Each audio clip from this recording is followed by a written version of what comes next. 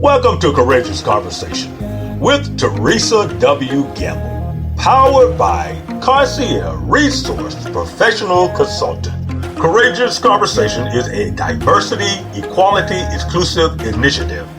It's a gracious space for a meaningful discussion about culture, life, business, work, learn, live, worship, and play. Greetings, everyone, and welcome. This is Teresa Gamble. Many of you know me as the host of Courageous Conversations, but this particular recording is very unique to my doctoral program of trauma-informed educational practices. And this particular interview and conversation, it has to be with a licensed master social worker. And y'all know my girl, Elaine M. Brannon. Y'all should be familiar with her on my show and my podcast from all the amazing things she tells us about advanced directives, the sense of belonging, her amazing nonprofit revivals. And that's just scratched the surface what she does. We finna really take a deep dive in her 35 years of experience as a social worker. So the purpose of this interview today is that public school administrators, they work outside of agencies to provide support for students. They may continue to refer to pediatricians, therapists, or any professionals that's needed. Typically, these referrals are made through individual educational plans. Most of you may know it as IEPs or 504 plans to address accommodations for our students, or through parent-teacher meetings with input from guidance counselors, social workers, and school nurses. So today we're going to talk with Elaine about best practices for trauma-informed students in K through 20. I am including college students because sometimes college students are overlooked and they undergo trauma, may not in their early childhood, but as they grow and go through life. So welcome, Elaine. Thank you for having me. I'm so honored to be here today. That is great. Just from our conversations off camera and your experiences, and I get to have a backdoor sneak peek of what the life of a social worker is, have made me a huge advocate for what you do and all the other amazing social workers. Because even though I worked in the healthcare field, I really did not have a clue all the logistics that you all handle behind the scenes. So for that, I commend you. Thank you. Yes, ma'am. So we're going to dive right into our questions so we can learn about all the many different roles Elaine has worn, from being a child protective investigator, from a foster care social worker, and a supervisor of foster care workers. Hospital social worker is what she's doing now, a service coordinator with people with intellectual and development disabilities, and she even managed early childhood education in the daycare. So we're going to get a plethora of insight from Elaine because of the amazing many roles that she has taken on in these 35 years. And I am so super excited. She even making time to help the new social workers that's coming on the scene get equipped to do what they need to do so they can continue the torch and the amazing work that she has laid out. So Elaine, prior to the pandemic, as a social worker, a medical social worker, because that's your role now, what encounters have you experienced with trauma-affected students who've been abused? Well, as you were giving that introduction, all I could think about was 35 years flashing before me for every field of practice that I've worked in and all of the different people that I've worked with, just certain ones, kind of emotional, just flashing before my face. And so, because I honor them and I cherish them so much, and think about them, and people that I don't even work with anymore, I always wonder what's going on with them. Every now and then somebody will come back and let me know, how they're doing. So as a investigator, for Child Protective Services, I dealt with children who have endured tremendous trauma, stories that'll make anybody's skin crawl, Wow. hair grow, chest hurt. And so when you mention the older minors, I should say, and then also the young adults, because some of the parents of the children that I was charged to protect were actually children themselves. Wow. So seeing a child experience that trauma, and then the young parent experience the trauma, and then a lot of times the grandparents or other family members were young as well. So there's just trauma all around in child protection. Not only in the investigative phase where you receiving the report and then going out cold to see whether or not the allegations that were reported can be substantiated or not. And just the trauma of someone knowing that they're going to interface with a social worker before we even start the investigative process can have a long-term effect on somebody.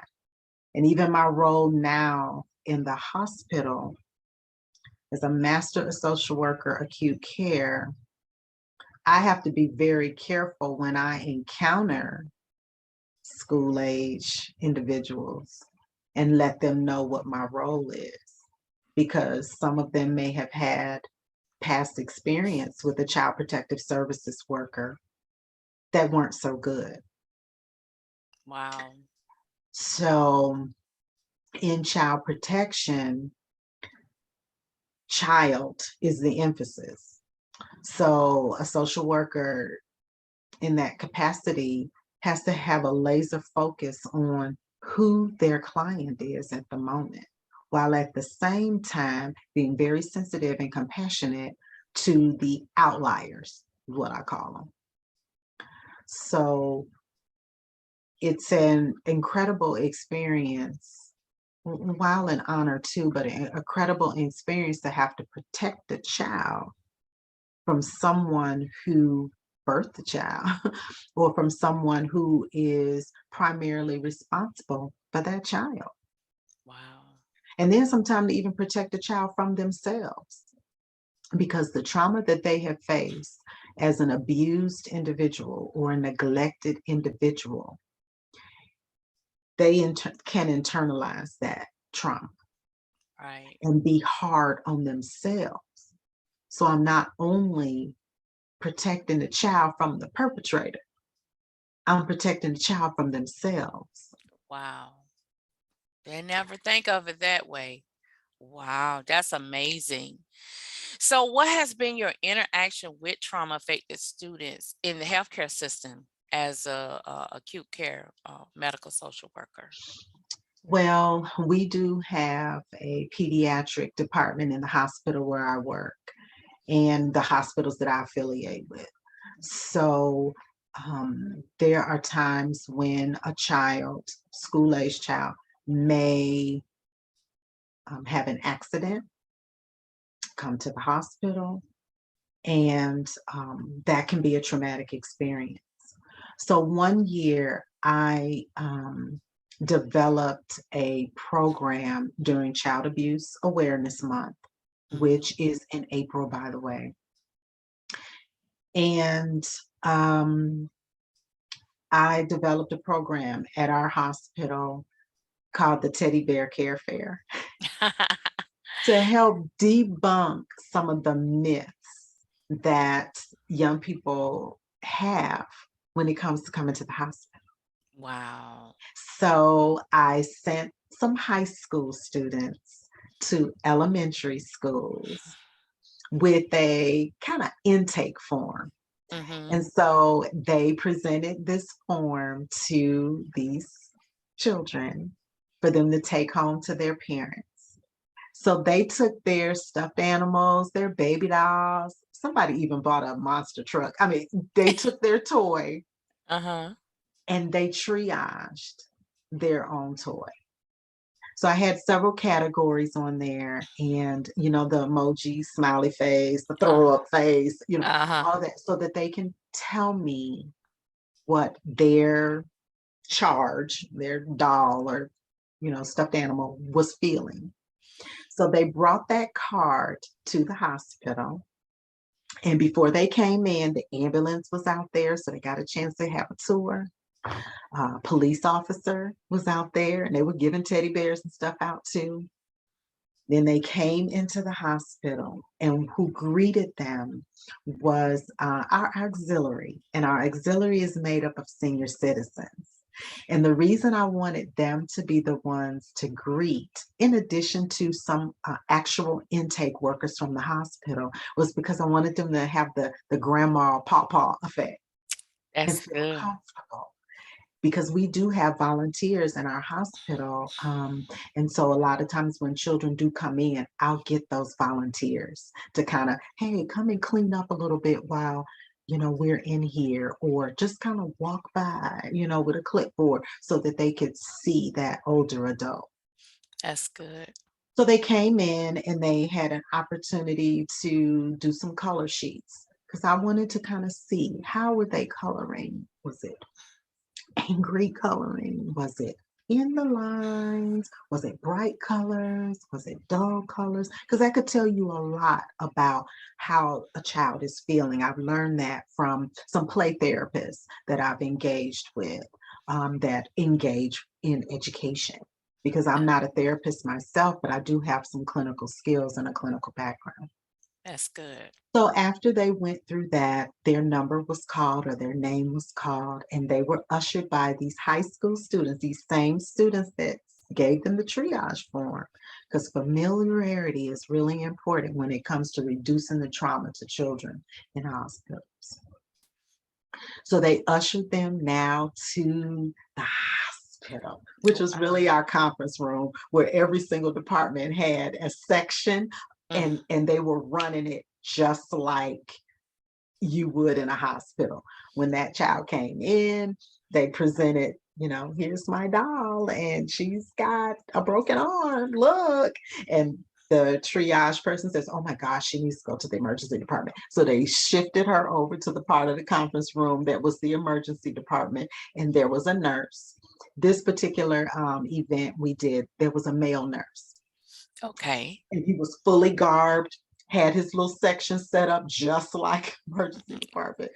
And then when he called for surgery, the little surgery department, they had like a tray on wheels, and they wheeled it over there and put that doll on there and wheeled the doll to surgery.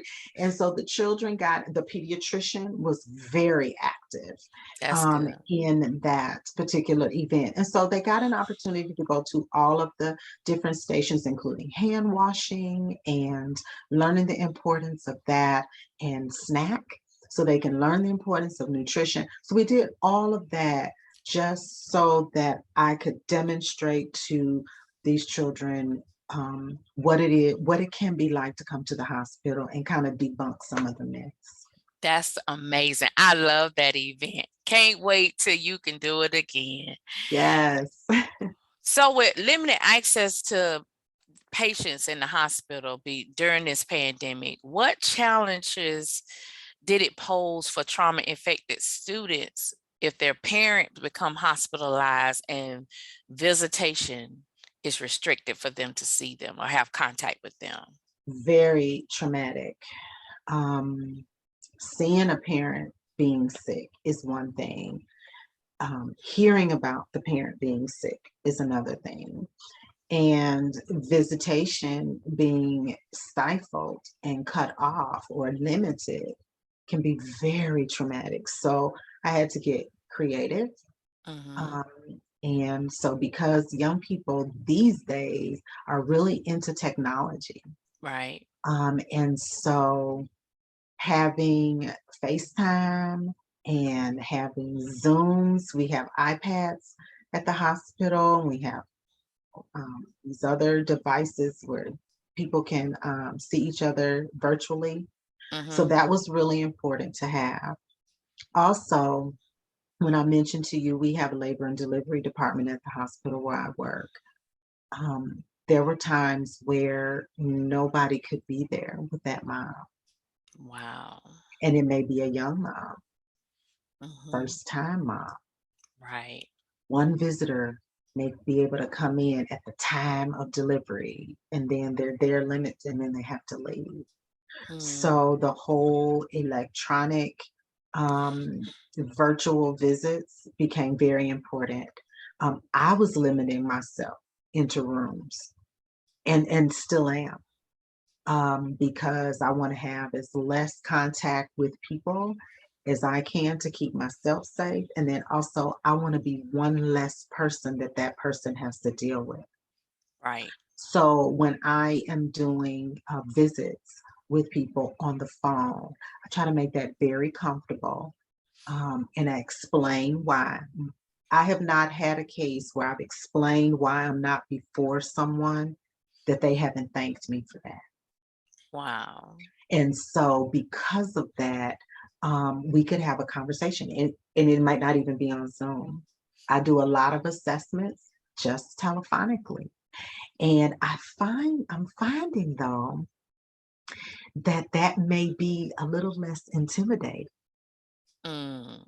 because when I introduce myself, hey, I'm Elaine, and I'm the social worker of the hospital. I assist the doctor with discharge plans. That's usually the first cut of my speech, so that when they hear, I'm the social worker of the hospital, Right. and I assist the doctor with discharge plans. That's kind of how I feel that they're feeling. Right. And then I listen to them and explain to them why I'm not in the room. They thank me, and then they can have that conversation with me without being with me. Because as Right. cute as I am, I can be intimidating just because of the nature of my job. So Exactly. I'm actually finding that a lot of people, even older people, elderly, find that okay. That's good. And someone even told me it was the tone of my voice that settled her. I'm like, well, that's good, And then when they leave the hospital, because my office sits right off the entrance, and I have a little window at my door, and I'll tell them that. I said, when you get ready to get discharged, wave to me, and they'll wave, and then they can make a connection, a face to a name. That's good. That's good. I love it. I love it. That hospitality and continuity care and bedside manner, that is beautiful. So it even goes to show that even social workers has to have that, not just doctors and nurses. So what practices do you employ with trauma-affected students after losing their parents to death? It could be natural causes or even from the pandemic, because I know you have seen a lot and experience a lot because you help with that discharge plan, like you said. Well, I'll tell you, grief groups for children are so important. And here in the state that I live, we do have some of those. Okay. Now, the unfortunate thing is that we don't have a lot of those in the community that Right. I work in, because I work in a rural community. Mhm. But those few behavioral health agencies have some innovative ways of how they can still do that grief therapy, whether it's virtual or whether it's in person. A couple of the agencies have people come in every other month or every other week. They have group, and then they can meet with people individually in their homes. So I really think that social worker having a connection with play therapists and grief groups that are specifically geared towards school age individuals, whether they're college or whether they're elementary school, whether they're preschool. Mhm. is really important for us to develop those relationships. And then the introduction and the handoff to those relationships is so important. For example, I would never give a guardian over a young person um, who's lost a parent a phone number and tell them to call. Mm, I would always set it up. Let that's me good. set the stage for this handoff, because remember, that individual may have had that encounter with me. Right. And so now they're not getting ready to have any encounters with me. I'm passing them on to somebody. That's So true. they're not only being passed on to auntie, uncle, grandma, papa, because mom or dad has passed away. Now Mhm. I'm passing them on. So that is a very delicate situation to be in and has to be handled very delicately. So if I don't have a relationship with these individuals, it is going to be harder. Wow. So I encourage social workers to develop those intimate relationships with those collateral contacts so that when you're handing off, that child feels comfortable being handed off to my friend Right. who's going to help you and continue to help you. Oh, Miss Elaine, that's your friend? Yeah, and you know what? When you get over there, make sure you ask them about Pappy. Who's Mhm. Pappy? Is their dog? So I have to know those kind of things about Right. that individual, whatever personal stuff that they're willing to disclose during their sessions. So when that child comes in, Miss Elaine told me about Pappy, and let me see a picture, and then show them in the phone, so then that whole warm handoff is going to be key. But that takes some background work on my part before this even happens. Before I even know Susie Q's father's going to die, I Right. have got to have that relationship with those collateral contacts. That's good. So, in as a follow-up question, when a child is grieving that way, where does the social worker interact with the educators that's a tie with that student, since you was talking about the collateral contacts? It exactly the same way. Okay. So if I know, and I'm gonna know because I'm gonna do a thorough assessment, that child's in fourth grade at Mm-hmm. such and such elementary school, it is going to be important for me to reach out to that teacher. Mm-hmm. Now, of course, after all the consents are signed and there's no HIPAA issues or confidentiality issues, I'm going to talk to that teacher. I'm going to talk to that principal, that social worker at the school who's my colleague, Right.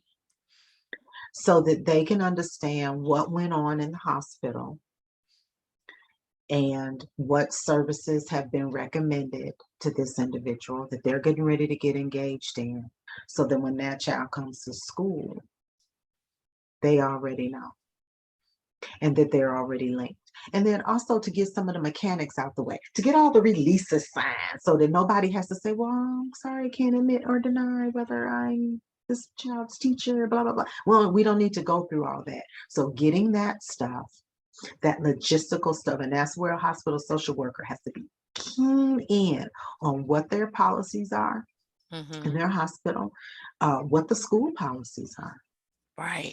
What is the therapist's policies on sharing information, That's good. and making sure that they're up on their training so that when this happens, we don't traumatize people more Mhm. because we were so quick to help somebody that we didn't do things decent and in order, and now it's come back to backfire.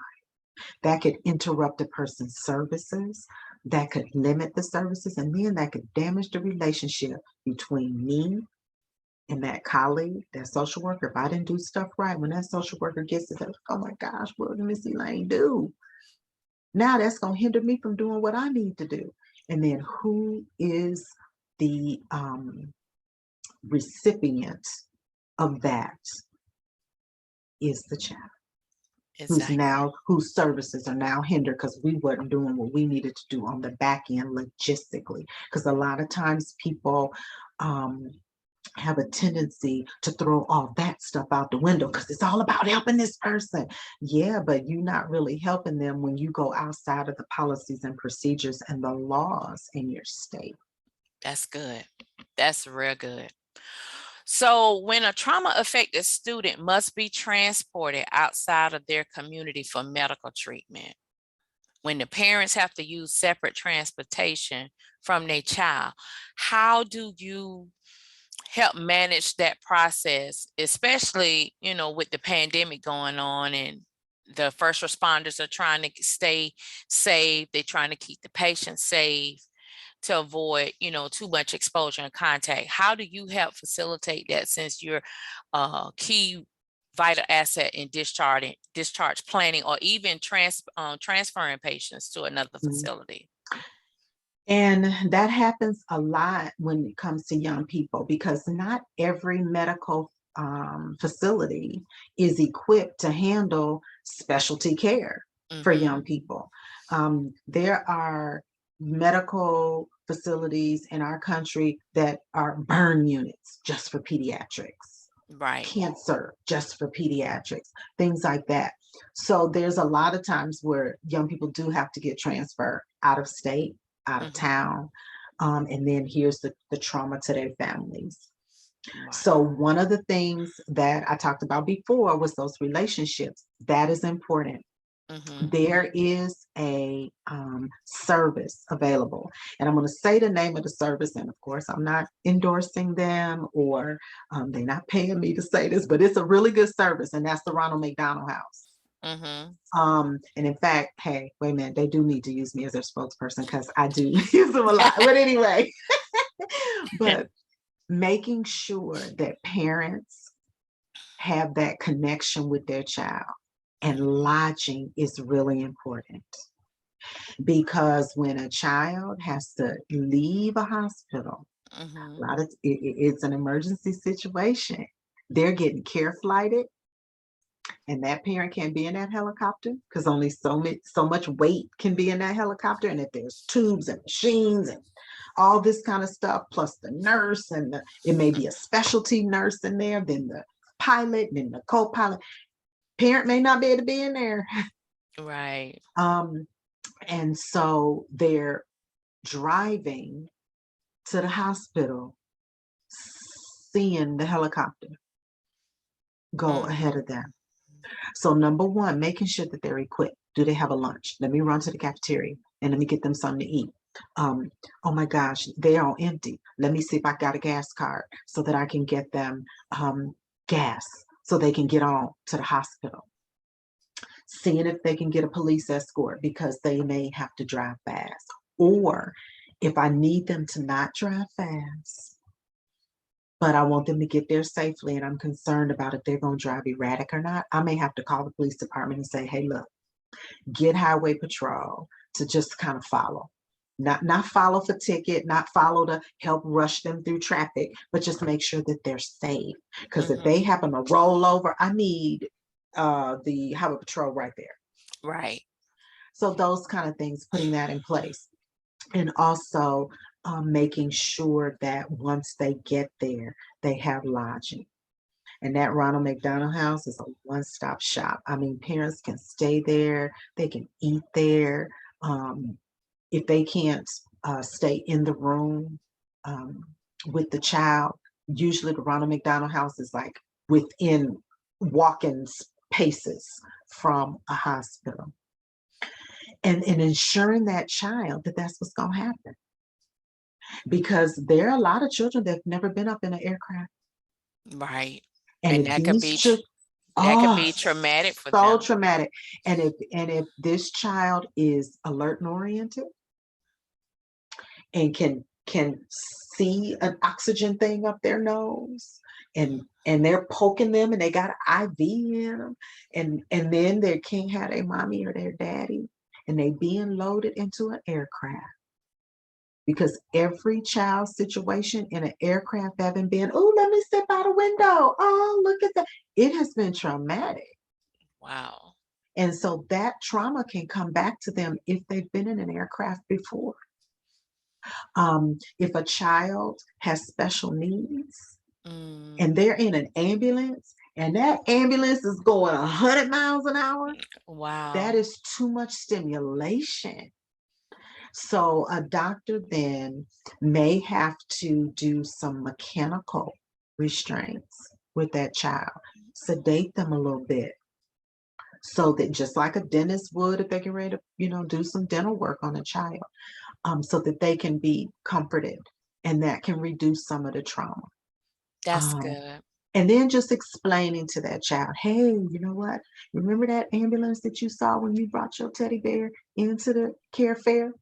That's where my care fair come in. And they may have come. And that's why I do a little inventory of who came. So if I know, such and such child came through, wait a minute, I think that child came to the teddy bear care fair.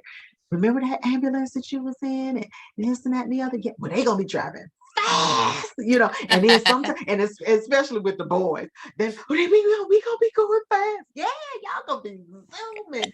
And so it's really kind of all in the presentation. Just kind of, and my mommy and daddy gonna be there. They already gone. Are they gone? Yeah, they're gonna be there when you get there. And so a lot of it sometimes is putting yourself in this in a situation that this is your child. Right. And are you going to fall apart? Or are you gonna kick in and make it seem like, this is all okay? Yes. When you can see that, man, this may not be okay. So some of that trauma work has to be within the person that's delivering the trauma work, so that Right. the other person is not being traumatized.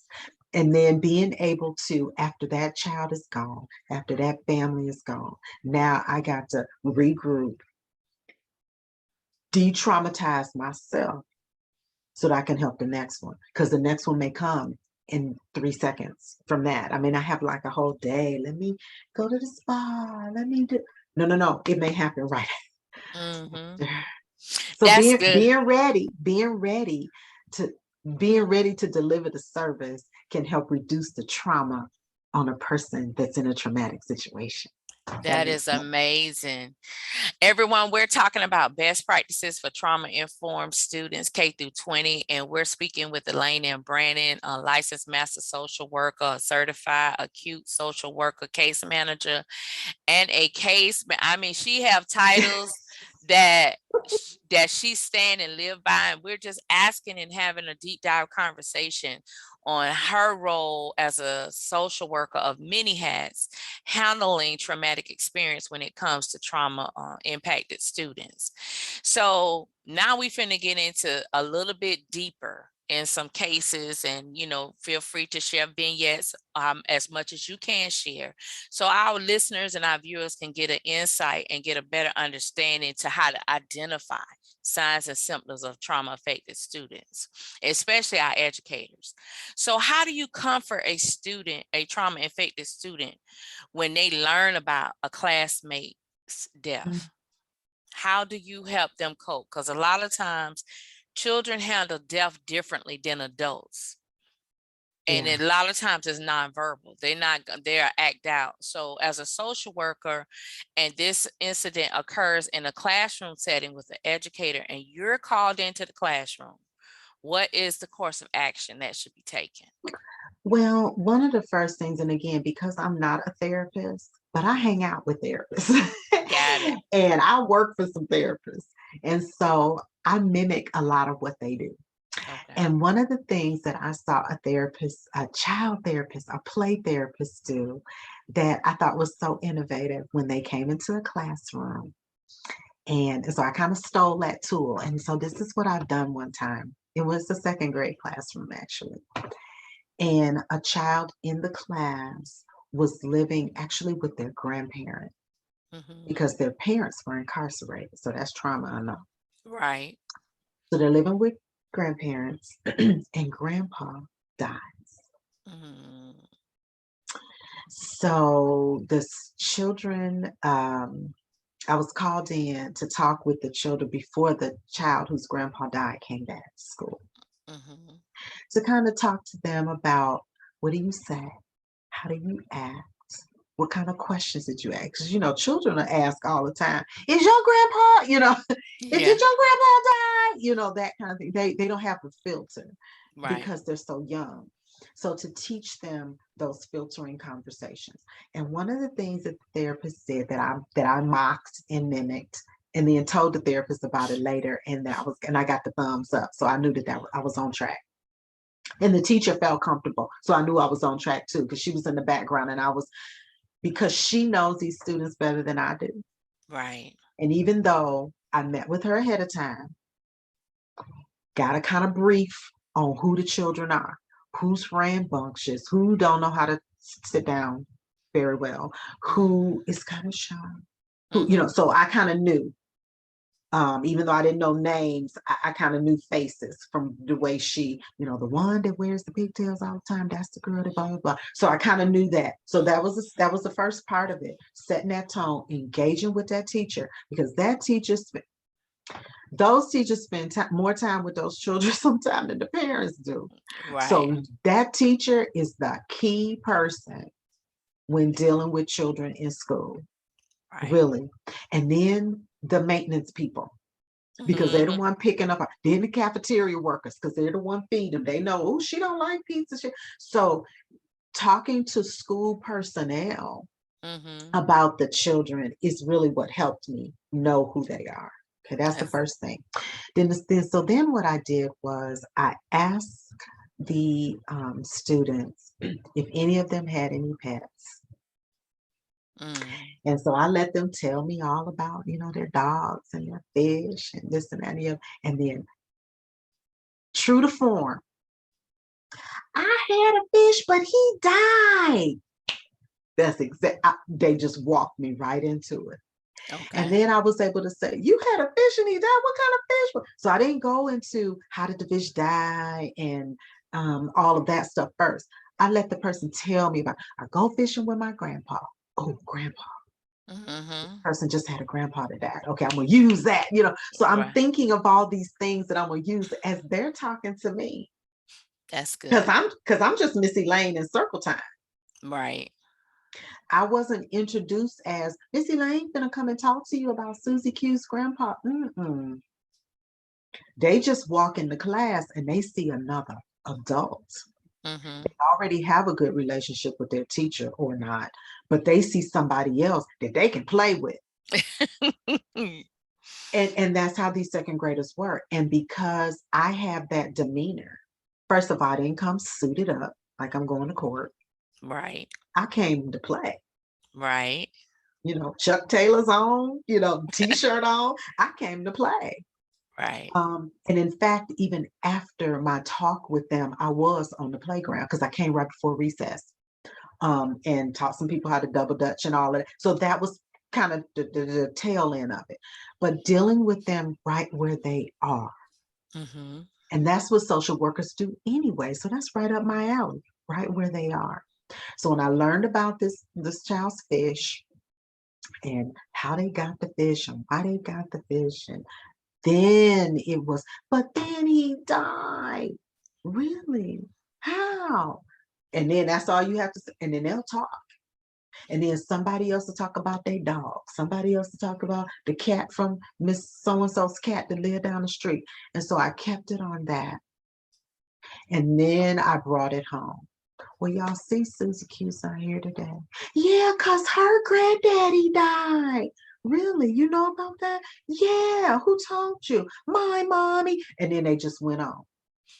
So then I kind of picked up on where the parents left off, because then I got a feel for whose parents talk about stuff, whose parents don't, how they explain things. And all I did was just, I just kind of the same plane as those parents. So I was being supportive to the parents, and the parents didn't even know. Right. So then walk them through that. So then the outcome was I did ask the teacher, because I followed up. That's another thing social workers do. We follow up. So I followed up with the teacher and asked, how was it when this child came back to school? She said, well, first of all, when any person is not in class because they've been sick or they've been on Mm-hmm. vacation, we hug anyway. We're a hugging class, Right. you know. And so when they came in, she's back, and they hug, and so that, and then somebody said, and so your grandpa died, and then she was like, yeah, and then they talked about it.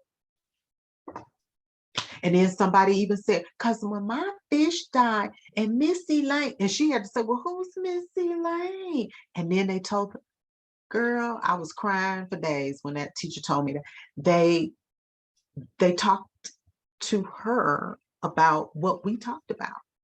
That's good. So I ended up having to come back to the class so this girl could see who Missy Lane was.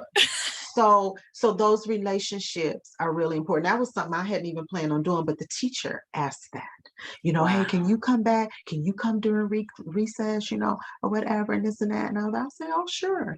And came back.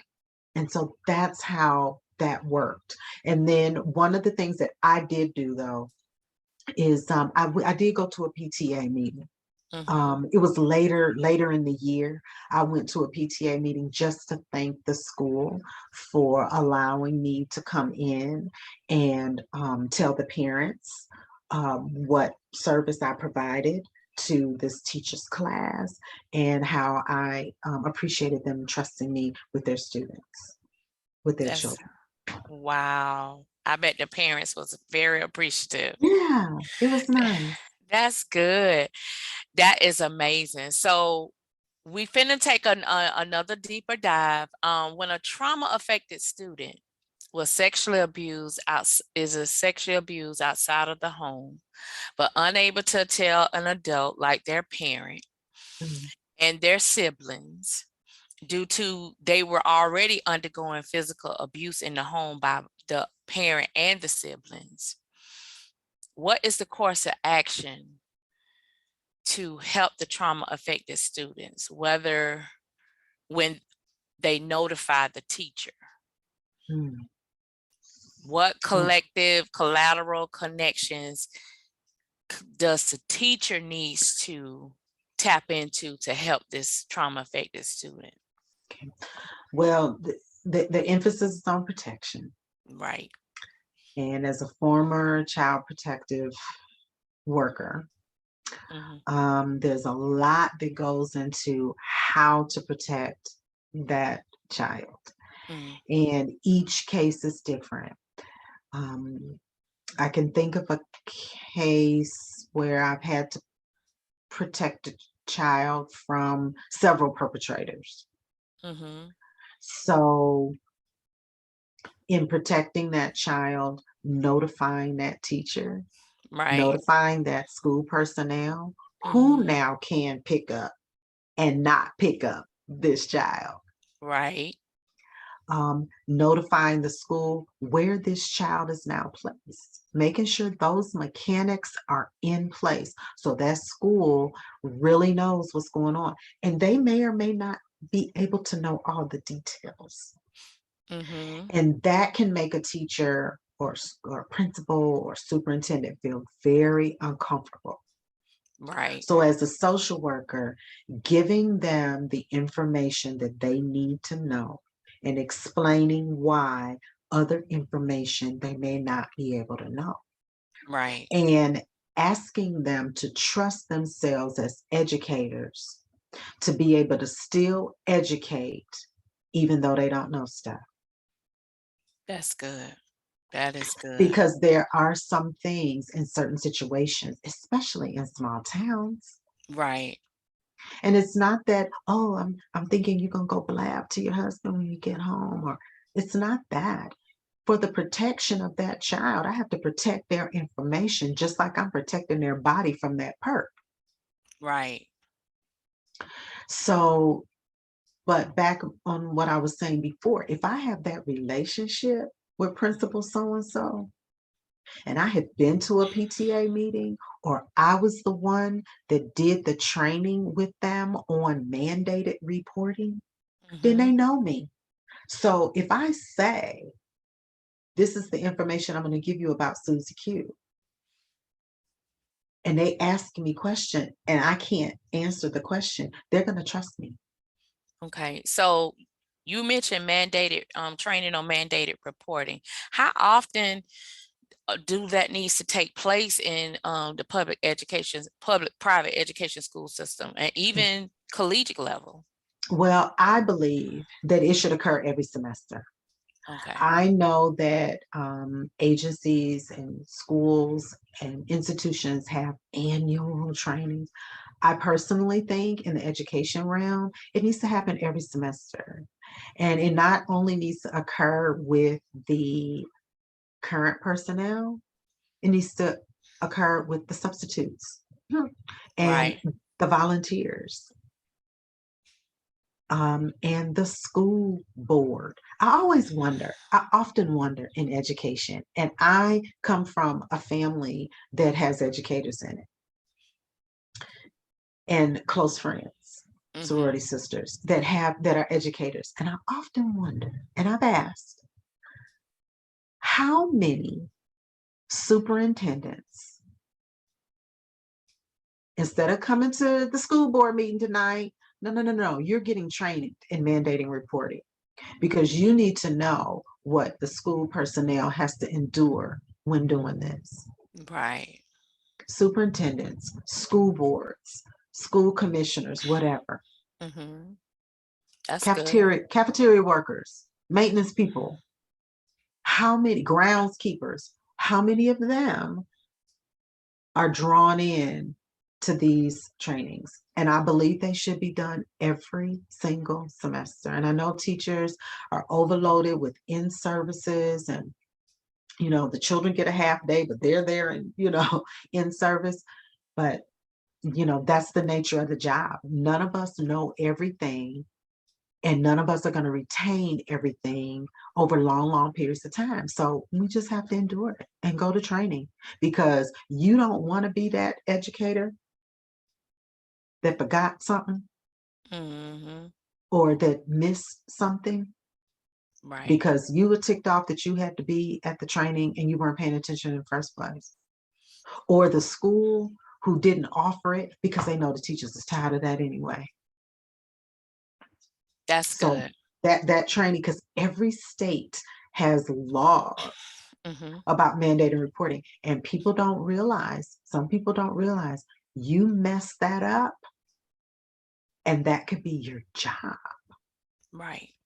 Not only at that time, but that could be your job forever. You might have to switch careers because you can no longer be in that field anymore.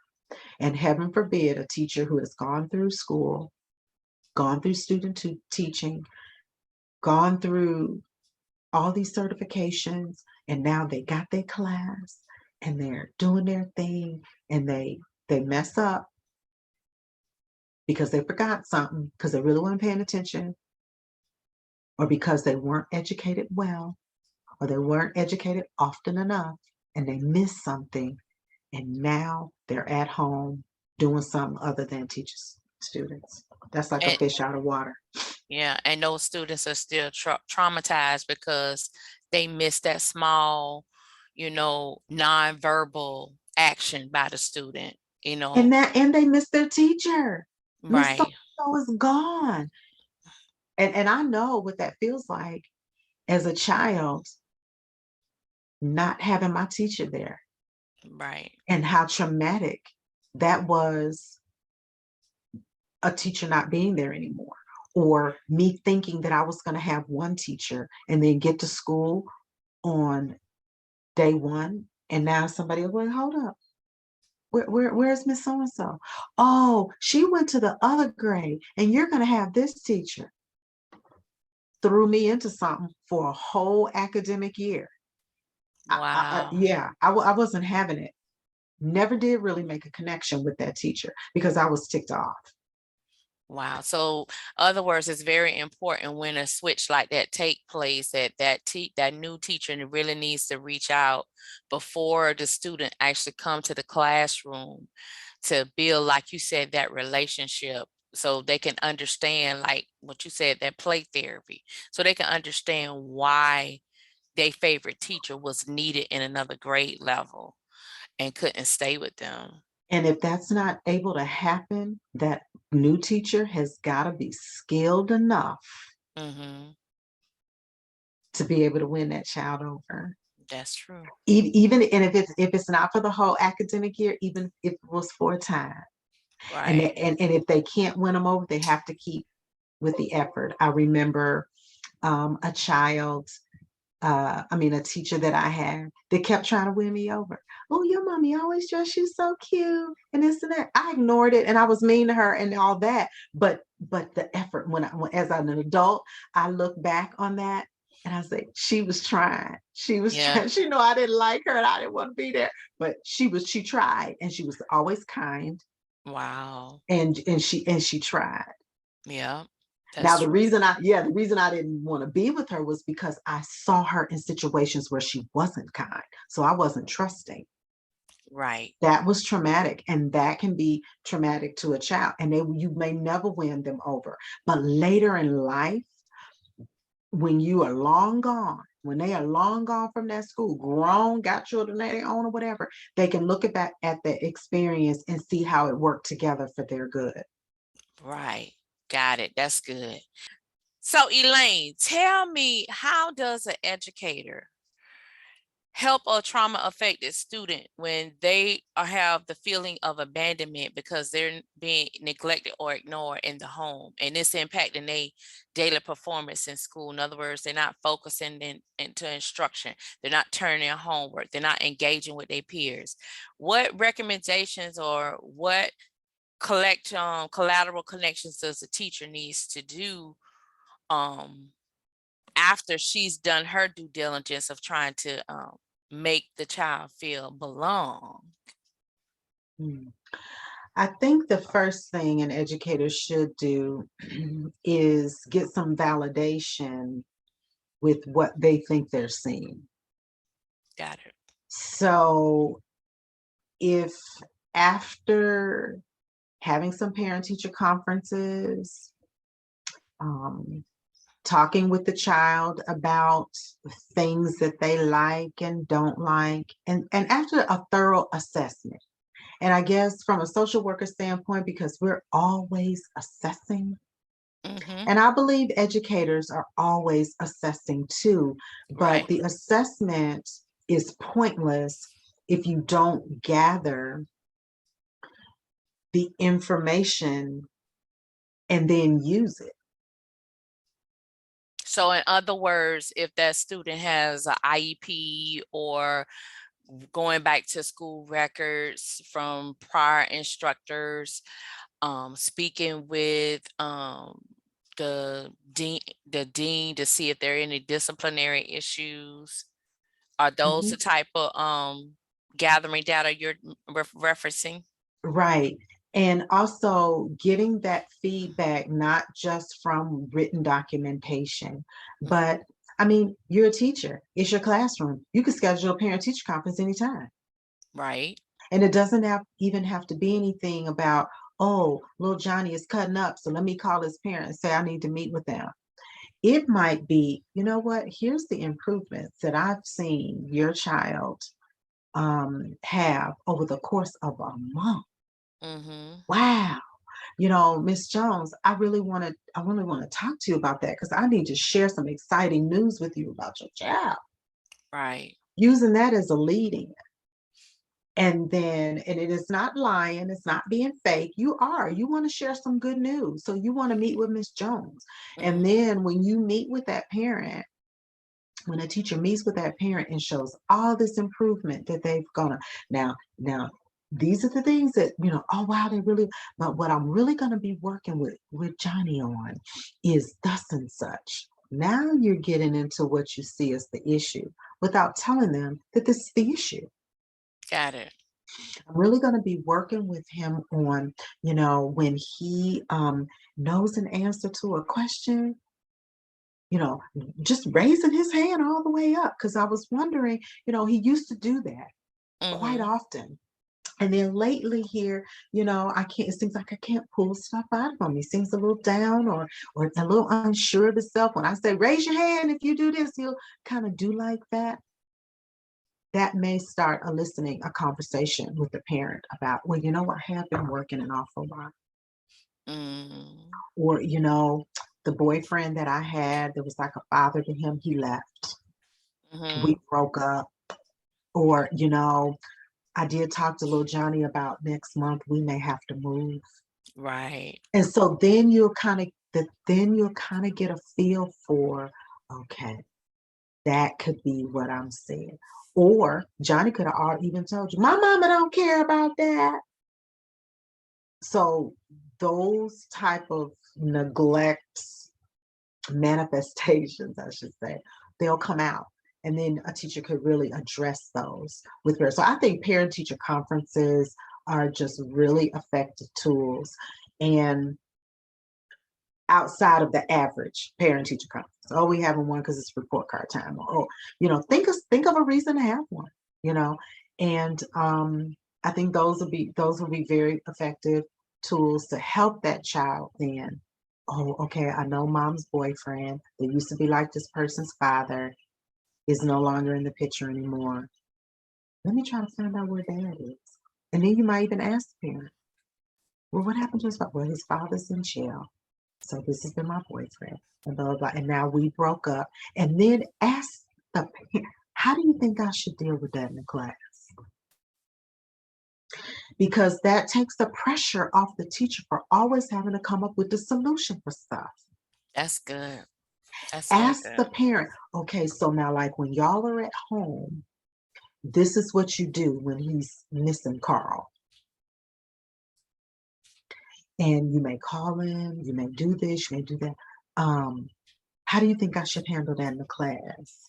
If I feel that he's a little sad, oh girl, play some music because he loves such and such, and get that information from the parent, and that takes the pressure off of you as an educator to try to figure this stuff out all the time. That's good. That's good. Partnering with that parent. But in order to do that, that educator has to make sure that the classroom, the atmosphere is welcoming to do that, because some parents have traumatic experiences or may have a bad experience in school. So how does an educator navigate that space if the parent had a traumatic experience when they was in school and dislike even talking to teachers, period? I think that starts at the very beginning. And I have several friends, like I said before, that are educators. And one of the things that one of my friends did to engage with the parents is this. You know how teachers really start early because they got to get their bulletin boards up, they got to get their rooms together, and they've got to get seating charts and all of that. I suggested to a teacher once, because they were a good friend of mine, to invite the parents to help. That's good. It's like, look, Susie Q, I know you work down at the bank and this and that and the other, but I'm wondering if you could take an extra hour at lunch. I'll provide you with the lunch, but I really need some help getting this bulletin board up. And as that teacher is preparing all of the materials, everything all laid out, they got the little salad there too, so they can be eating and working. You can engage with that parent. Especially if you've heard through the grapevine that this is a parent that may be up in your face because they went to this school and they had this teacher and they didn't like it and they, dropped out and all this kind of stuff. That is a good parent to do that with. And if they decline, at least you've made the offer. That's true.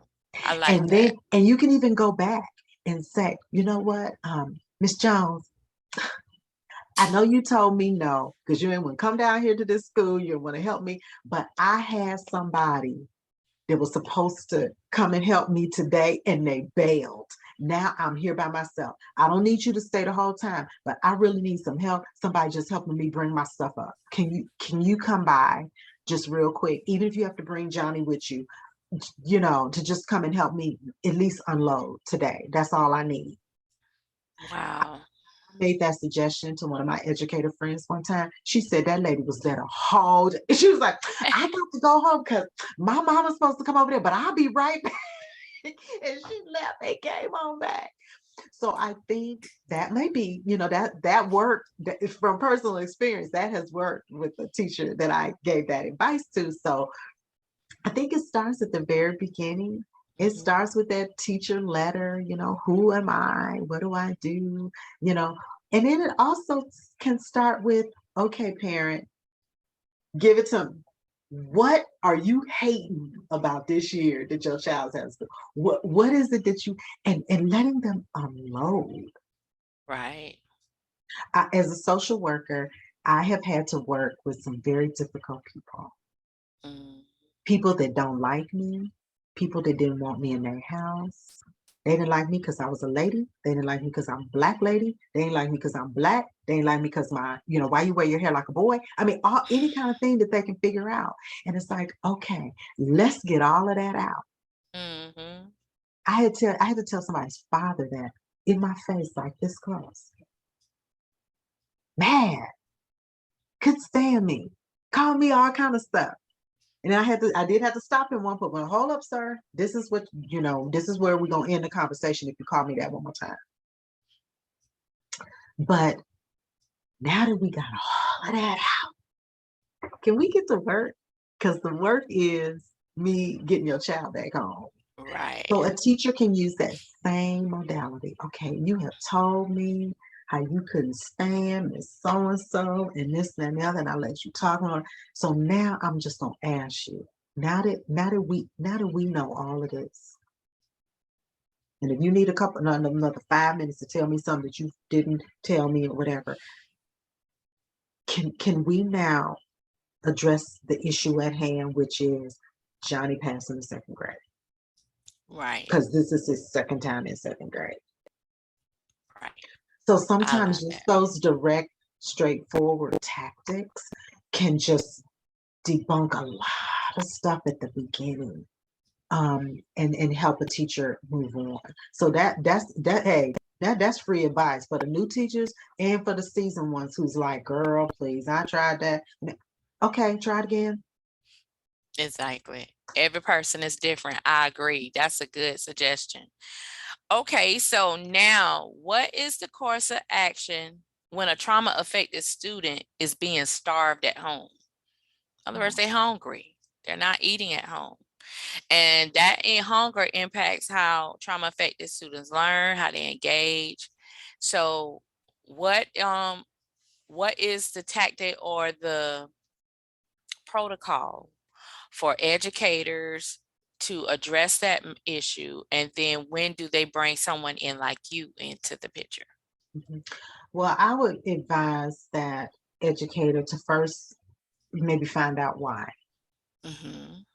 Are they not eating at home because there is some abuse and neglect going on there where that food is used as punishment? Wow. Because you can handle that a whole different way. Right. If that child is not being fed at home because there's limited income, making sure that parent know the resources. Even if a parent does know the resources, sometimes they're too proud and they won't take advantage of things. Right. So then at school, you may be able to mitigate some of that by at snack time, making sure the cafeteria has some extra granola bars up there, because that Johnny may want to take them home. And shoot, you can even, let Johnny know after school that you can put an extra granola bar in his backpack. But this is just for tomorrow for breakfast though. So keep that in your backpack. And then on the way, when you get on the bus, or, right when you're waiting for the bus, you can be eating that. But tell your mommy that that's in there, so that you can have something when you come back, because we have some extras. That's just a little simple way. Making sure at lunchtime that they have a lunch. You know, some parents, oh, you know, I didn't sign up for the free lunch program. My child don't like that lunch or whatever. You know, talking with the cafeteria, letting them know what's going on, you know, talk to the budget people, whoever's dealing with that, make sure that they get an adequate lunch. Mhm. I even advised the teacher one time, in addition to like the granola bar, and you know what? They got some extra slices of pizza. Anyway, who want to take one home? Me, you know, and then just letting them, you know, do that. In addition to just kind of finding out what's going on. And it could be something medical going on with that child. You know, mom's like, you know what? When I sit the food, you know, he just doesn't eat and this and that. Wow, does he have a tummy ache? Is he swallowing good? It may, you know, swallow study may be in order. You know, maybe something's going on in, you know, gastrointestinal issues. So the assessment piece is really important before we jump to conclusions, Right. and before we put people on the spot to have to address it.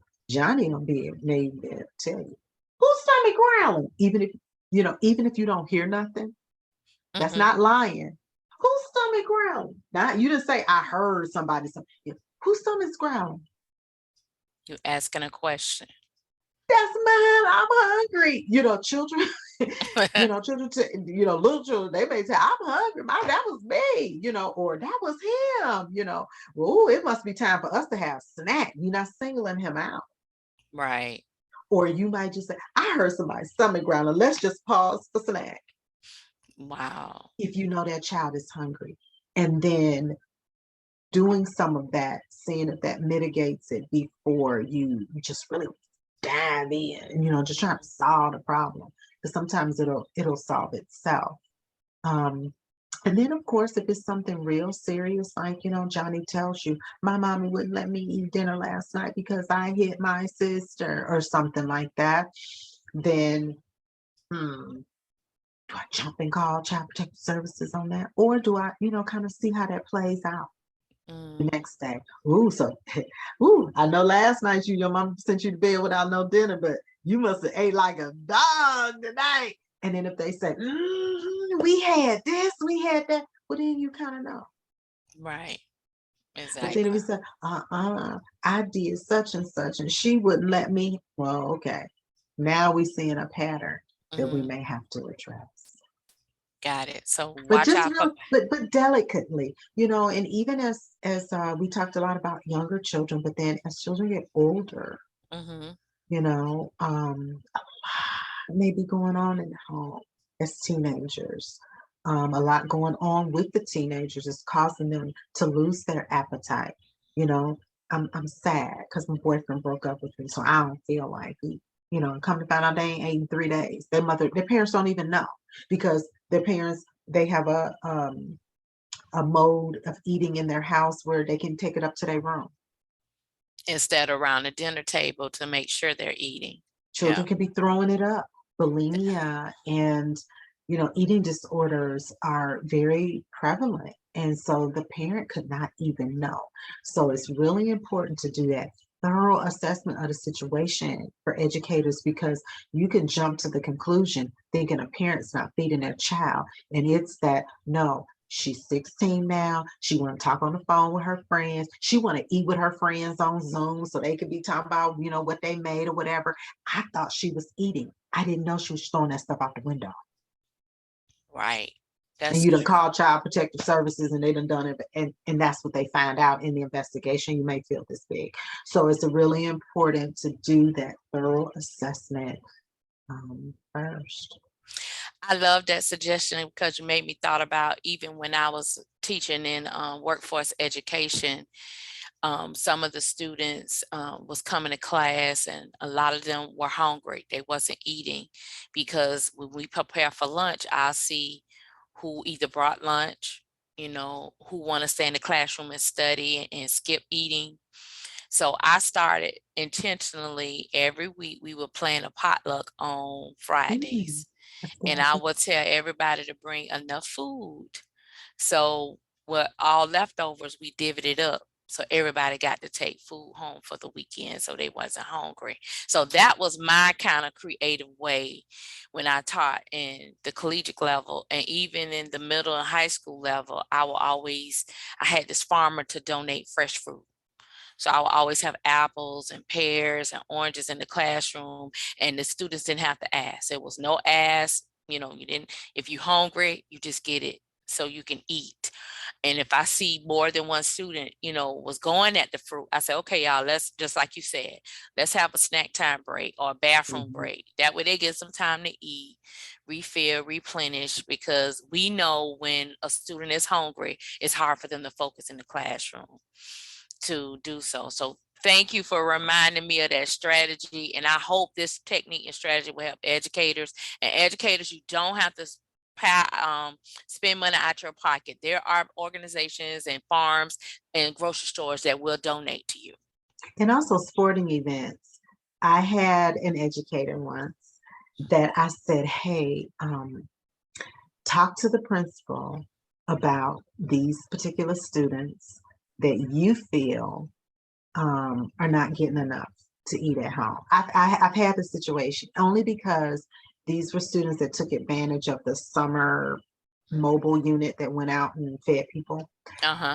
And sporting events is a good way to do it. So if the school says, all right, well, you know what, we're going to give $50 to the concession stand. Great. Then I'm making up these cute little tickets because I know they coming to the ball game.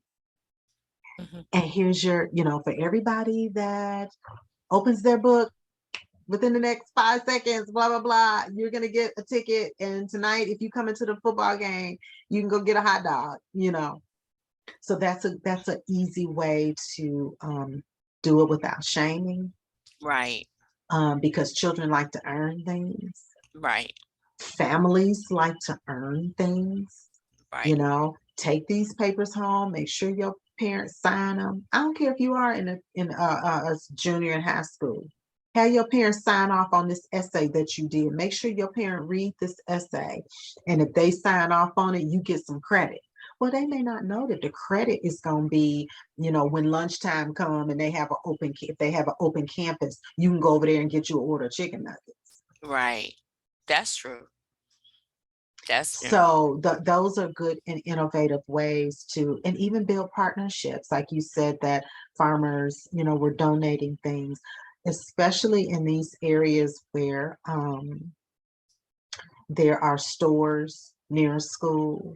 You can work out any kind of deal with, and I think about my sister and I were leaving a school area once. She had already retired, and we saw some boys walking back to the school because they have open campus.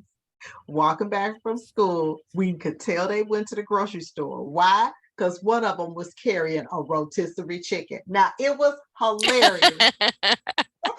Said I'm carrying rotisserie chicken. But we had just come out of that store, and we knew that, how they time the chickens? Don't take them off the shelf. Right. Well, these children knew when the times was going to get, and they go over there. I know you're not going to throw them chickens. And, we just imagine this. I know you're not going to throw them chickens away. But they was walking back to campus, and they had that little thing. And I said, if that is not a rotisserie chicken. So people will partner with you if you just ask. But you know what? You made me thought about too, because a lot of times some children, probably middle, high school, and some college, have food stamps. So they may not have cash. So having that partnership, like you say, with the community store or the grocery, they can use the food stamp cards to get them something to eat, because Absolutely. they may have to pay for lunch at school, or what they offer at school is not fulfilling enough to make sure that they're full. So right. I like that analogy. And taking the shaming out. I mean, food stamps and assistance, it is there to help people. And taxpayers, the taxpayers I know, they don't gripe and complain that their tax dollars are going to help somebody get something to eat. And so making sure that shame is out of it, and just just thinking of slick ways to do stuff and making sure that, we're being respectful. That's true. I like it. Everyone, we're talking about best practices for trauma-informed students K through 20 with the amazing social worker. I call her social worker on demand, Elaine M. Brannon. She is giving us some insight and helping educators, how to address trauma-affected students, because we have had trauma affected students prior to this pandemic, but the pandemic has really bolstered the trauma even the more, where our country is really getting more concerned and having a conversation about mental health. And with our children, it's difficult for them to talk about because they may not have the words to discuss, but they do display and demonstrate it through body language. So our next question is, what are the indicators when a trauma-affected student is being bullied by a single parent and siblings in the home? Well, a couple of things. They can be bullies themselves. They feel like they don't have that control over, what's going on in their situation at home. So they can come to school, and if they have control there, they can bully other people. They will. Wow. And then the flip side. I'm being bullied at home. So now I'm going to buy all my friends. I'm going to be real nice to people. I'm going to be a friend at all costs, which can cause them to be very vulnerable and be taken advantage of.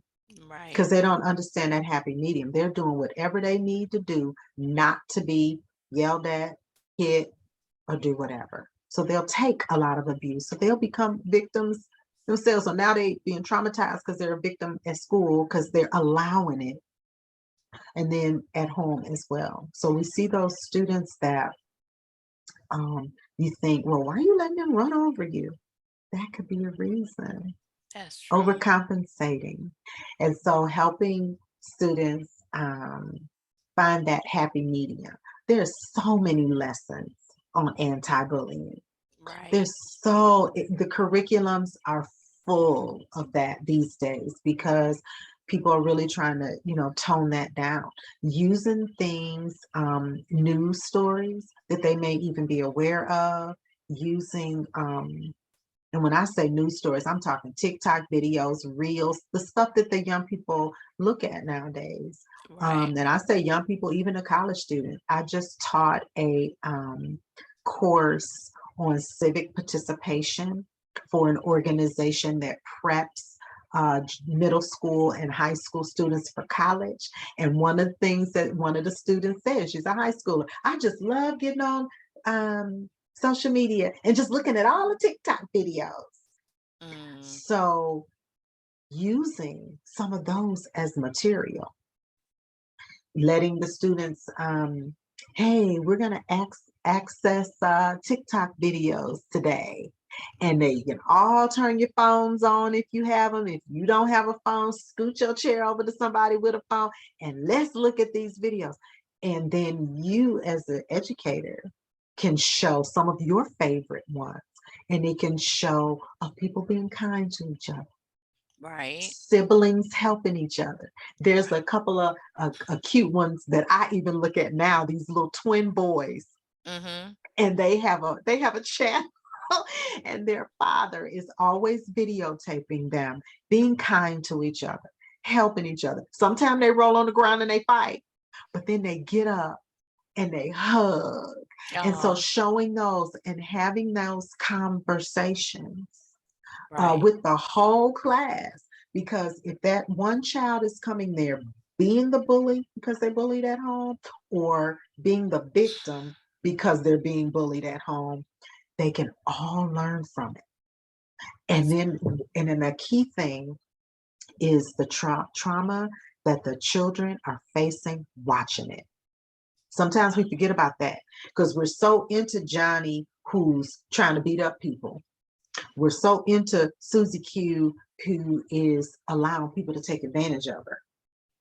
But we forget sometimes about those ones that are watching it. Wow. So educators could think about how they feel when they're driving down the highway and they see a rollover. Oh, Lord, please bless those people. I mean, all kind of stuff we do because we've seen that. And we're Right. affected by that trauma of watching something traumatic. That's So good. those students that are not even being bullied, those students that have never been bullied, those students that could never think of bullying somebody, they are traumatized and affected by seeing somebody pick on somebody and they can't do nothing about it because they're scared Wow. or because they feel they're small and they can't beat up big so and so, or Right. the retaliation they will get if they tell. That's true. And so they are experiencing equal trauma. So doing it for the whole class to see, that can inadvertently help somebody. And the reason I say that is because I had an educator that whenever they did stuff, it was like class wide. And it Mm-hmm. wasn't until later in life that I realized that because this was an educator that was close to our family, Mm-hmm. and had shared some things with me as I got to be an adult, not naming names, but telling me that there was somebody in the class that had experienced that. Mm-hmm. And and and the reason that this educator shared this with me is because I shared with them how I stood up to bullies at school who was bullying someone else, Wow. and how I wasn't getting ready to have it, and how I went to the principal's office and told the principal on the teachers that watched it. Wow. And I was hot. And I had to watch myself. My parents would let me know, we can't have you go to school fighting the kids. Well, I'm gonna beat them up if they keep on messing with her. And so in sharing that with this former educator, this educator actually she was my second grade teacher, but friends of our family. And in sharing that with her, that's when she shared with me the method to her madness. Mm. Wow. So I use that as a tool because I didn't realize that the lessons that she taught in that class, and it wasn't so much about bullies, because when I was in second grade, I mean, I'm old, so when I was in second grade, the word bully, it wasn't really prevalent as it is now. Right. But when she did that universal thing that really helped me in that moment as a middle school, a junior high student, that I didn't even realize till I became an adult of where all that came from. So an educator is so influential, Mm-hmm. and that any small thing or any big thing they could do to address an issue like that, it's going to have an impact. I'm almost 59 years old, and that lesson in second grade that carried over to junior high, it still resonates in my soul and causes me to make certain decisions now in my career that I may not otherwise make. That's good. That's good. So I'm thinking now, because of the polarized political climate that has infused into education, and the bully may intensify, especially for Black and Brown students and Indigenous students. And a lot of times depends on family tradition, cultures, and rituals. These students are told not to tell and share everything that's going on or how they're feeling because of the attention the parents will get, especially if they're illegal immigrants. How does a educator from a social worker perspective help those students stand up to the bullying like you're talking about and not take it without drawing any attention to their parents that may cause either them to be separated from them, have their parents deported, have their parents arrested? The dynamics is very hard, and a lot of weight is being placed on educators now to be more than just the classroom instructor, more than just the classroom mother. What insight or protocols or best practices can you share specifically under bullying, but that has a racism component underneath it? I think a lot of it can stem from self-awareness that can be incorporated in your everyday curriculum. For example, if Johnny is good at adding, or Susie Q, who is a senior in high school, getting ready to go off to college, is good at verbal expression, can talk our way out of a paper bag. So using the curriculum, I think, would enhance that. So if Johnny is feeling so good about himself because he can add, to make him add everything. Every single time. I mean, and you can use those examples, every single time a red car passes by, when you're in the car, count it. 4 red cars plus 4 blue cars equal how many cars? And then even incorporate it and kind of make it up like a jokey joke. Whenever if your mama's yelling at you, okay, Johnny, did you do that? She done nailed me 2 times. You're adding things up and making it a game. Self-awareness. So that they're not so much focused on the fact that mama's yelling at me, being mean, brothers calling me names. They're counting. They're adding. When you think about comedians, some of the funniest jokes are about what happened to somebody in their childhood. And then if you think about some of them jokes, you're thinking, that wasn't really funny. But it's funny because of what they turned it into. Right.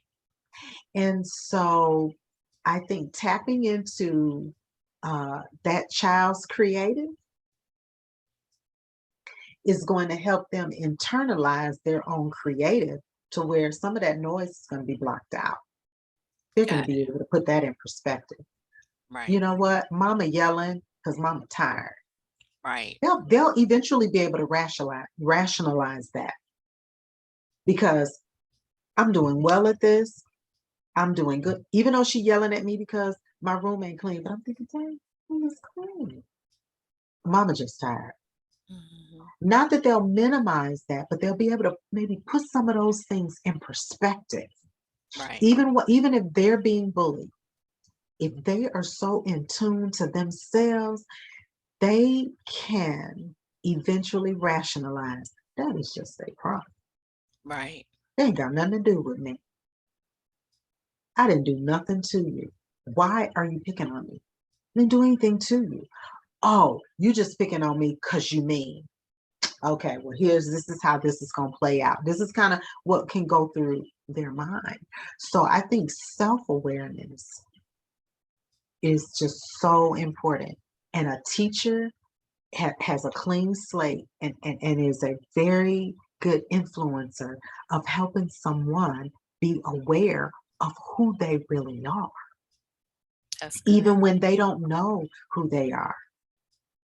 What? You can sharpen pencils like that? Okay, excuse me, everybody, bring your pencils up so such and such can sharpen them.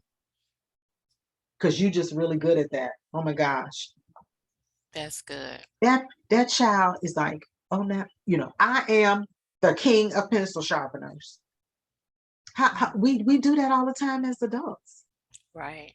As adults, I am the queen of putting on lashes. I am the queen of we call ourselves that stuff all the time. So if a teacher fosters that into a child, their own self-awareness, who don't want to be the door holder? Right. Who don't want to be the line leader? Who gets mad that so-and-so is the door holder and they're not? That's a good way you could tap into that. So-and-so, I saw you frown when I let Susie Q be the door holder. Why? Because she always get to hold the door. Okay, well, what is something that you would like to do? Because she holding the door today. Right. So tapping into, I think, a child's creative. Of course, that's going to take knowing that child. That's going to take knowing something about what's going on with them after school. You know, if you know that child goes to gymnastics practice, tell that child, you know what? I know you go to gymnastics. This is what I'm gonna need you to do. Because what happened to show and tell? You know, that's the thing. Some of those fundamental things I think we've gotten away from because some of the new school educators may think it's silly. I've heard some new school educators just kind of think that's silly or that's old school or children don't like that. I told you about the teddy bear care fair. Right. You would be I have a friend right now whose daughter is getting ready to be 11 years old, and she just posted on social media that they are on a vacation, and her child is sitting there FaceTiming with some cousins, and her baby doll is sitting right there, and she combing her hair, and she's showing her the clothes. 11. Yeah. So tapping into a child's creative is going to be key. So a teacher knowing that this child is coming to their classroom, knowing that this child still plays with dolls, right, and it's a cool thing, that teacher can do the world of show and tell. Like, y'all bring y'all favorite stuff. You can get to know so much about. I did show and tell as a senior. wow. I had a teacher in my high school that had show and tell. Well, That I was guess just right. something she did. That was just something she did. And people brought all kind of stuff. I remember bringing my daddy's watch one time, just all kind of stuff. And so if you tap into a child's creative, they then feel a sense of pride about themselves, which can then ward off somebody trying to take control of them, somebody trying to belittle them, because Right. they'll stand up to it. And people, and then also last thing, knowing that people are going to stand up to things in different ways. Right. I'm very forward, straight to the point. I'm going to stand up a lot of times with these lips and with this face. I'm going to stand up to you. Right. Because I know how to talk. I know how to look. I got the body language going on. There's some people that don't have that. Right. I've had peers and even young people tell me, I feel kind of fake. Okay, well, do how you do. Right. They'll stand up to a bully just like this. Yeah. So also educators being keyed in on that. So that no, they're not being taken advantage of. They letting that person talk to them any old kind of way. It's kind of like that movie Friday, where Chris Tucker said, "Yeah, I see Debo talking to me, and I'm gonna be quiet. But when he leaves, I'm gonna start talking again." So right. So you think, oh, they're being bullied. Oh my gosh, this is bad. But you realize, they are protecting themselves. They are protecting themselves from being suspended from school because they know if they say something to this person, they're going to up the ante and they're going to be fisticuffs. And now I'm suspended. Now I'm in trouble at home. Exactly. So I'm just going to sit here. I'm not taking it. I'm not being no board mat. Trust a spiritual child, child who goes to church. They praying. Lord, please let this bully. Please let so-and-so shut their doggone mouth. And I know that because I was one of them children that knew that if I got to talking, it was going to be no stopping me from telling you off, from going there. I was ushered out the classroom one time, still hollering, "Hey, y'all mama," all of that. So I knew, I know where I can go. Right. So, because I was a spiritual child, though. Right. And I was learning how to pray and all of this stuff. I could sit there while and I'll just be like, Lord, I know, I'm gonna be quiet. I know, but I know you're gonna get them. I know you're gonna get them. So a child could be doing that and you don't know. But if you're in tune, doing that assessment. I know I keep saying that word over and over and over and over again. But as a social worker, that's what we do, and that's what I teach. You got to know what's going on before you can try to tackle it. That's good. That is very good. I totally agree with you about the praying part, because it's not the fact that the child has an attitude, they just have standards because the way they're raised. And a lot of times they walk away or don't respond because they, just like you said, they're not afraid of the bully. They afraid what you're gonna do or what they're gonna do that gonna have ramifications that's gonna get them out of the classroom, and they're gonna miss work, they're gonna miss assignments because they retaliated or they responded. And that's where the teacher has to, step up, like you said, assessment and self-aware to, shut that down so it doesn't get to that point. So I appreciate you bringing that out, because that is so true, especially with Black and brown students, because some teachers are not aware of those cultural rituals and protocols and mechanisms that parents teach those students on self-control, because they explain, okay, if you do this, this is what's going to happen. And then a child struggles because they too may not know, don't take my kindness for weakness, that mentality, but that's really what it is. Like, no, I've got to stand up. I've got to let them know that they can't disrespect me. Right. And so that could be why the child is so boisterous. But like you said, the norms at home might be, you need to figure out a different kind of way that you can keep them off of you, because if you come home with another note, right, it's going to be on. Right. So understanding where that child is and then helping them build that self-confidence that they don't have to always respond, that they don't in that way. They can respond in another way. Now we sitting down in the cafeteria. I'm gonna get my tray and I'm gonna leave. Oh, I don't want to sit by you.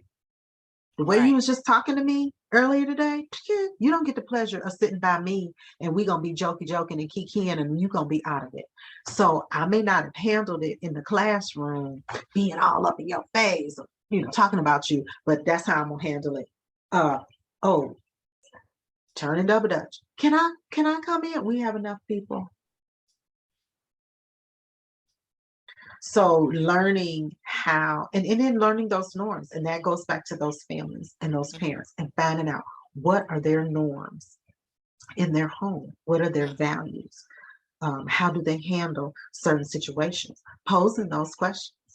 I had an educator send a questionnaire home as part of the parents getting to know you. Here's me. Graduated from here, I did this. Now I want to know something about you.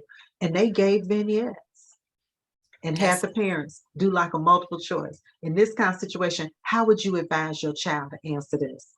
How would you advise your child to ask that?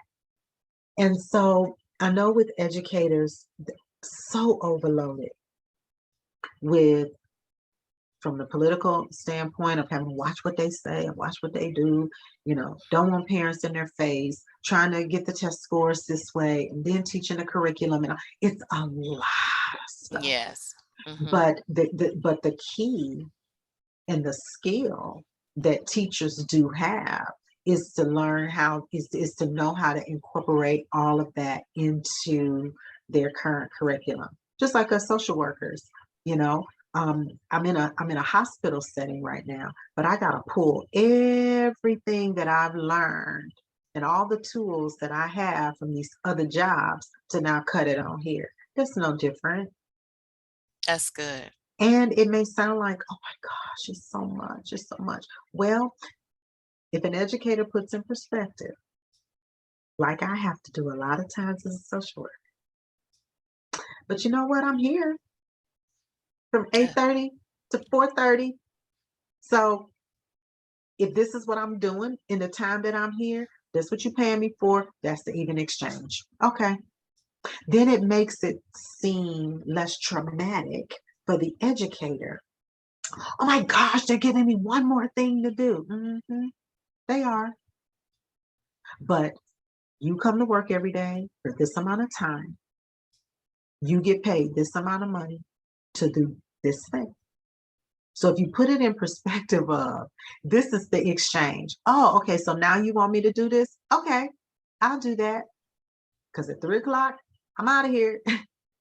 So this is what I'm doing for my paycheck now? Okay, this is what we're doing? All right, I'm doing this. Give me my money at the end of 2 weeks. So sometimes that's how we can reduce the trauma in our own mind while we're helping other people reduce the trauma by keeping in perspective of, number one, you're doing something that you like, that you invested time and money into, and you get paid. That's true. That's true. That's good. Our last question. Those of you that's tuning in and listening, we're talking about best practices for trauma-informed students K through 20 with the amazing social work on demand, Elaine M. Brannon. And we're just taking a deep dive on some vignettes, some conversations, some questions, and some best practices to help trauma-affected students, not just for educators. The collateral connections, a new term that Elaine introduced me to, and even some strategies for parents who may experience their own trauma, as well as educators with their own trauma. Because how can you help a trauma-affected student if you cannot confront and deal with your own traumas? So our last question, how do you support a trauma-affected student of a single parent of 6 children, married, when the student is 2 years old and they don't know who their father is and desires to know, but the single parent refuses to talk about it?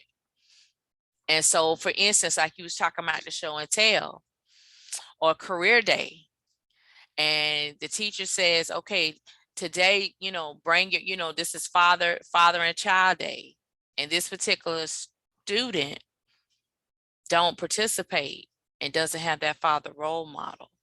And this question comes up and the educator is concerned and solicits your help for protocols or advice. What would you suggest? I would first ask the educator, what do they know about the child's father? If the parent has 6 children, talking to some of those other teachers that have had those other students, you might be able to know. Well, yeah, she has 3, fathers involved. And this person's father, she really don't know who that one is. You can find that out by talking to some other teachers who may have had those other students. That's one way. Another way could be, instead of only having bring your father to school day, make it bring an important man day, because that child may also have a grandpa or an uncle or a cousin. And then having activities that may elicit how each of them feel about each other. Right. So that even though the reality may be this mother's not going to talk about this father, whatever efforts are put in place for the relationship, there's not going to be one. This is that extreme of, this ain't going to happen. Right. Then what do we do to help that child fill that void? Another really good thing that I've seen teachers do, and you have to be real careful these days because there are a lot of kooks, but pen pals are really, really good. And pen pals with a celebrity or a local official or somebody in town that's prevalent, like the NAACP president or the director of Big Brothers Big Sisters. Have the child associate with men that are important to them. I've had family members who don't have their fathers in the home, but there were good deacons at church. There were good principals, school personnel. There's fraternities, especially if you live in a community that has a fraternity. There are a lot of educators, men and women, that belong to fraternities and sororities. Wow. When I was in college, I started a big brother, big sister type program at a community center where I was assistant director. And the people that I chose to come in were fraternity and sorority members, were athletes at the college. Come down, y'all need to come down here and spend time with these, play some pool, do something, with these children. And it can be formal, like a big brothers, big sisters type, hey, here's your match, blah, blah, blah. Or it can be informal. I saw on a post once, and I thought this was one of the most wonderful ideas. On the first day of school at this boys' school, fathers in the community did a parade. Oh, wow. And they lined up on each side of the sidewalk. They had somebody with a jam box playing in the background with, the most popular song that all the young people like. Right. They had the boys come through that line, and they was slapping five, they was doing fist bumps, they was, you gonna have a good day at school today. Those kind of things can be good subs. They can be good substitutes. They could be very comforting, very nurturing. Having the maintenance person, if that person is a male, come in your classroom and get the trash when the children are there. Right. Hey, Mr. So-and-so. So I think exposing them to that type of situation, while at the same time doing your private parent-teacher conferences, trying to have that conversation with the parent, and just not from the standpoint that you're trying to solve it, but letting the parent know, I'm just trying to understand it, because I know that, Johnny has mentioned, I don't have a daddy, or, so I'm just kind of wanting to know what that looks like in your home, not so that I can advise you about anything or whatever, but I'm just trying to figure out the best way to engage Johnny in education, knowing that this is something that seems to make him sad, or that he seems to struggle with. So, and I appreciate you, telling me your story, and know that it stops here, it doesn't leave the room, that kind of thing, having that kind of, but if you have not built that rapport with the parent, they're going to ask you what you in my business for. Exactly. This ain't none of your business. Right. And even if you get that, if you've built a rapport, but that's a touchy subject, bringing up some trauma for that parent. Now you ask me this personal business. What's this about? Be upfront, tell them what's about. Well, doggone it, we getting ready to have the father-daughter dance. And I know that Susie Q has said that she don't have a father. And so I'm trying to figure out, because the school is going to have this dance, Miss Jones. I'm trying to figure out, how do we have this dance where your daughter can participate like some of the other girls, not feel bad about it, missing this. What do you think I should do? I don't know what to do, Miss Jones. That's why I'm coming to you. So pause. That kind of brings the trauma down for Miss Jones, because now somebody's looking for her help. Yeah. While somebody always been telling Miss Jones what to do, what not to do, this and that, and that, been traumatized by everybody trying to be in her business. Now this teacher is showing themselves vulnerable. I don't know what to do. How should we do this? Because this dance is coming up in 2 weeks, and I'm really nervous that Susie Q is going to be feeling bad if she's not going. And the children going to come back with all the TikTok videos and their pictures and all of this, and she's not going to have that. And I'm trying for her not to have that experience. Right. So I need to know, how about, what can we brainstorm and do? I love that word, brainstorm. I love the word brain dump, brainstorm, because then that lets people know we're thinking, we're working together, we're sharing this experience, and then that parent gets to see, we're really trying to help my child. Yeah, that's good. I like that. So that's kind of how I would advise a teacher to do some of those things. And just so you know, I've dealt with enough educators just in my personal life and also in my professional life to where there is going to be that educator that has tried everything and or is able to tell you, because you're not in a class, girl, that ain't gonna work. So I say to educators who can have that response to think outside of that response. You know, That's it's good. kind of like if somebody told you, if you said, well, you know what, I just can't stop doing such and such. Somebody had a gun to your head and said, you better not say that no more. I bet your mouth is shut. So I tried to tell a teacher, okay, you tried that, you know this won't work, and this one and that. Just do it anyway.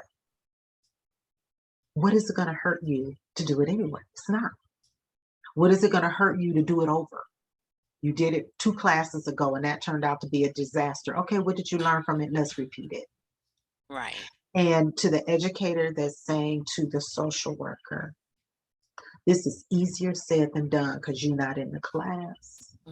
I say to that educator, you are in a profession as an educator. Social work is a profession. Y'all are both professionals. You have experiences that the social worker don't have. Social worker got experiences you don't. Learn from each other. Try stuff out. As long as it's not illegal, immoral, or unethical, try stuff out. No harm, no foul. If it don't work, it just don't work. Then you just come up with something else. Just like if you cooking dinner. If the folk don't like the way you fried the chicken in the breadcrumbs from the Kroger, then, oh, I ain't getting them no more. I'm going to go get the breadcrumbs from. So Wow. we have to think in terms of that as opposed to being so overwhelmed and so traumatized ourselves that we don't try other things. I'll close with this. I have a friend who is an educator for 30 years, recently retired, 30 years in the same school. Wow. This girl is so innovative, so educated, so fun. And I'll tell you, in 30 years, I've never seen her turn cynical. I've seen her be angry about different stuff that come down the pike, whether it's policies or procedures or a parent that's acted ignorant to her or whatever. But had that longevity in her business because of the fact that she did things that she knew to do. She wasn't closed to advice. She was always thinking of what can I do better? And she was always aware that she was doing a good job. Even if it wasn't as effective, she knew she was doing all she could do. So to those educators, I say that. Think of those people that you know that are doing what you do, that are successful at it, and mimic it. A lot of the things that I've told you today, those are things that actually happen, things that I've mimicked.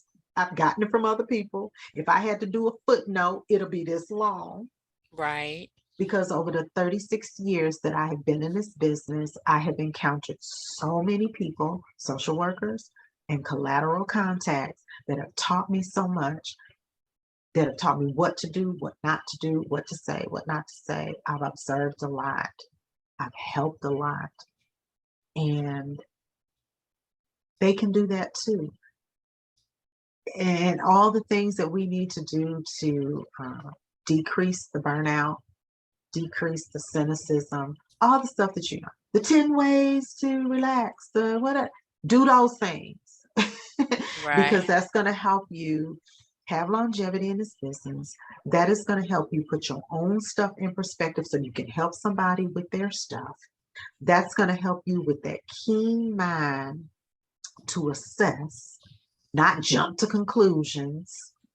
And also, one last important thing, that if you do get it wrong, Mm-hmm. that you could self-correct, that you can learn from it. Hopefully there was no harm, no foul, but even if there was harm, Mm-hmm. that you could still course correct and make it right so that you're not re-traumatizing yourself or other people. That is beautiful. I love it. I love it. Well, everyone, we have been listening and talking with an intimate, deep conversation with Elaine and Brannon on best practices for trauma-informed students K through 20. I just want to say thank you so much for all the insight, the stories, the best practices, the protocols, your personal experience, and even some of the nuggets and advice that you have given for educators. It was two phrases that you said that stuck out to me that educators need to remember. Students like to earn. Parents like to earn. So sometimes as educators, we always want to help and give handouts.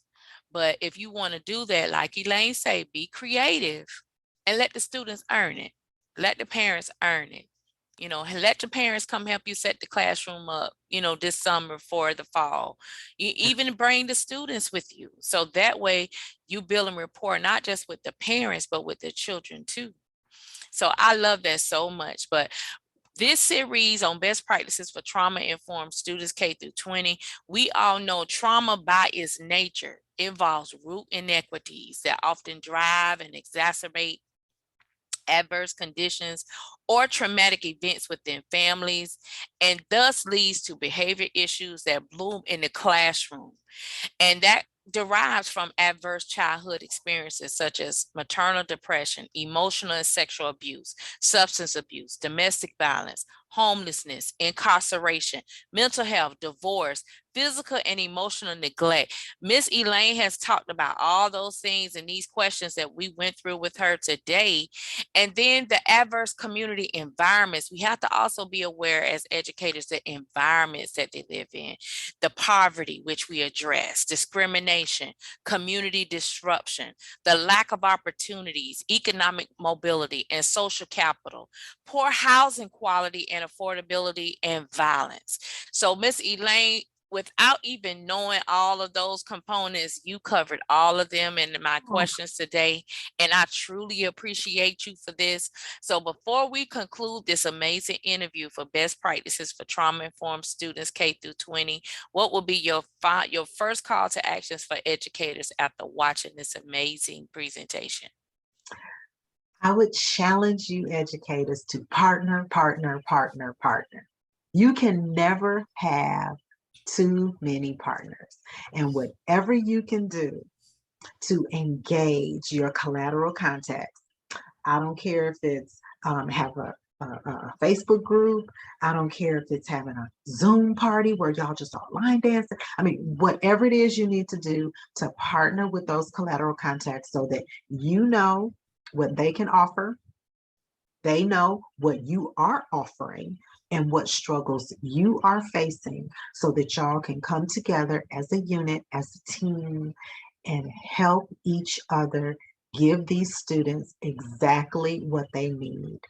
I also challenge you to be prepared if something that you do does not work.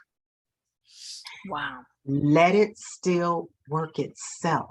I guarantee you, some of you educators can probably relate and know that children come back to you all the time as adults telling you what you did that impacted them, that you don't even remember doing that they're happy that their children are now coming to you, for those that are living in the same community, because they remember something that you did.